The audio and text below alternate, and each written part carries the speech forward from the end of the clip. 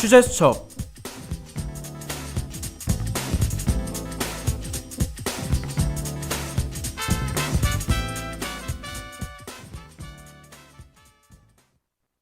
학우 여러분 안녕하세요. 이번 취재 수첩 진행을 맡게 된 성대방송국 기자 김동아입니다. 지난 9일 치러진 대선 결과 국민의힘 윤석열 후보가 당선인으로 최종 확정되었는데요. 새로운 정부의 구성과 운영을 준비하기 위해 당선인 측은 분주히 움직이고 있습니다. 오늘 취재 수첩에선 인수위원회 구성부터 청와대 이전 논의까지 다뤄보도록 하겠습니다. 먼저 당선인은 새로운 대통령의 취임을 위해 인수위원회를 구성해야 하는데요. 대통령직 인수위원회는 대통령직 인수에 관한 법률에 의거해 당선인을 보좌해 대통령직의 인수와 관련된 업무를 담당하기 위해 설치하는 기구입니다. 이번 인수위는 국민의당의 안철수 대표가 인수위원장을 맡았는데요.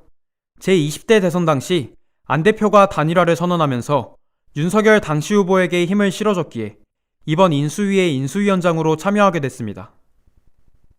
이 밖에도 인수위 부위원장엔 국민의힘 권영세 전 선대본부장, 당선인 비서실장엔 국민의힘 장제원 의원, 대변인엔 국민의힘 김은혜 의원을 임명하는 등 당선인 측은 인수위 구성에 힘을 쏟았습니다.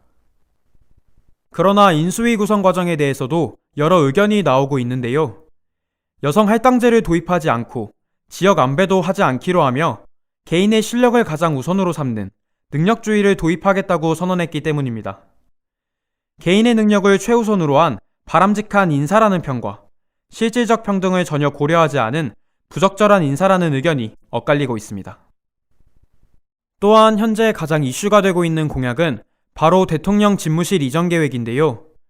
대통령의 집무실과 관저를 기존 청와대에서 다른 공간으로 옮기겠다는 겁니다. 현재 대통령의 집무 및 거주 공간인 청와대는 지나치게 부지가 넓고 건물들이 멀리 분산돼 있어 대통령과 참모 간의 소통이 원활하지 못하고 신속한 국정 운영이 어렵다는 지적이 꾸준히 제기되어 왔습니다. 때문에 역대 정부들이 다양한 이전 계획을 세웠지만 경호나 예산 등의 다양한 이유로 결국 실현하진 못했습니다.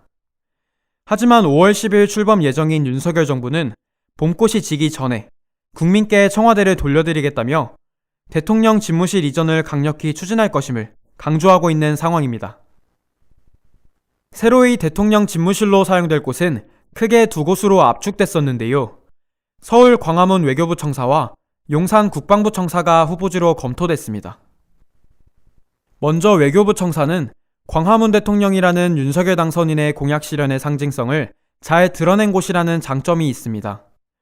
또한 청와대 건물을 일부 활용해 효율적으로 집무실을 이전할 수 있죠. 하지만 청와대 완전 개방이 불가하고 주위에 건물이 많아 도감청 우려가 있다는 단점도 존재했습니다. 다음으로 국방부 청사는 청와대를 완전하게 개방할 수 있고 국방부 지하 벙커를 활용할 수 있다는 장점도 있지만 공약의 상징성이 저하되고 외빈 의전 등에 불리하다는 단점도 존재했죠. 인수위 측은 어제인 3월 20일 두 후보지 중 용산 국방부 신청사로 대통령 집무실을 이전하는 것을 최종 결정했습니다.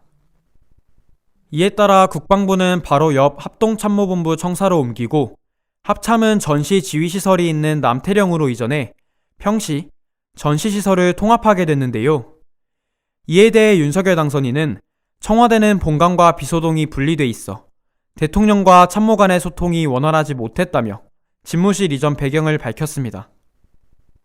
또한 이전을 너무 서두르는 것 아니냐는 우려도 잘 알고 있지만 일단 청와대 경내로 들어가면 제왕적 권력의 상징인 청와대를 벗어나는 것이 더욱 어려워질 것이라고 판단했기 때문에 이런 결정을 내렸다고도 전했습니다. 이제 새로운 정부가 출범하기까지 50일이 채 남지 않았는데요. 인수위 구성은 물론 대통령 집무실 이전 계획까지 새로 출범할 윤석열 정부의 행보에 귀추가 주목됩니다. 이번 취재 수첩은 여기서 마치겠습니다. 함께 해주신 학우 여러분 고맙습니다.